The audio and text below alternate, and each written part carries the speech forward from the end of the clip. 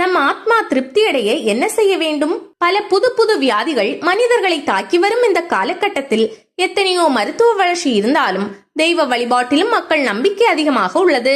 திக்கற்றவர்களுக்கு தெய்வம்தான் துணை என்று சொல்வார்கள். ஆம், நம் ஒவ்வொருவருக்கும் தெய்வம்தான் துணை. நோய் பயம் நீங்கவும் புத்துணர்ச்சியுடன் வாழ்வை கொண்டு செல்லவும் இறை வழிபாடு முக்கியமானது. இறை வழிபாடு செய்து வந்தால்தான் மனதில் புதிய உற்சாகம் பிறக்கும், புதிய தன்னம்பிக்கை வரும். எனவே வீட்டிலேயே வழிபாட்டை உற்சாகத்துடன் தொடங்குவோம். விரைவில் ஆடி மாதம் பிறக்க இருக்கிறது. எனவே தினசரி பூஜைகளில் நம்மை ஈடுபடுத்த வேண்டும். பகல் முழுவதும் மனதில் என்னென்னவோ எண்ணங்கள் வந்து அலைமோதும். மாலை வந்ததும் பகவானிடம் மனதை வைத்து சிறிது நேரம் தரிசனம் செய்யும் போது மனம் மற்ற விஷயங்களை மறந்து சில நிமிட நேரமாவது பகவானிடம் லயித்திருக்கும். மனதிற்கும் அமைதி கிடைக்கும். அந்த சந்தர்ப்பத்தில் பகவானிடம், பகவானே, நான் பிறர் கையை எதிர்பாராமல் வாழ்நாளை போக்கிவிட வேண்டும் என்று பிரார்த்தித்துக் கொள்ள வேண்டும். பிறருக்காக உழைக்கிறோம், சம்பாதிக்கிறோம், குடும்பத்தை கவனிக்கிறோம். இதெல்லாம் ஒரு கடமை.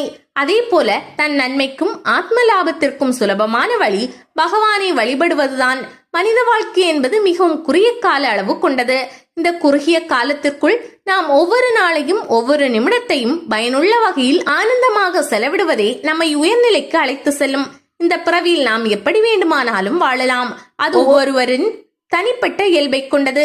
ஆனால் எல்லாவற்றிலும் நம் ஆத்மா மகிழ்ச்சி அடையாது. நமது ஆத்மா திருப்தி அடைய வேண்டுமானால் இந்த பிறவியில் நமக்கு உயிரையும் அழகான உடம்பையும் கொடுத்த ஆண்டவனுக்கு நன்றி சொல்ல வேண்டும். நமக்கு கிடைத்த எல்லா பொருட்களையும் இறைவனுக்கு அர்ப்பணம் செய்தல் வேண்டும். இதற்காக தான் நம் முன்னோர்கள் ஆலயங்களை கட்டினார்கள். ஆனால் கடந்த சில மாத வாழ்க்கை சூழலில் தினமும் ஆலயத்திற்கு செல்ல இயல்வதில்லை.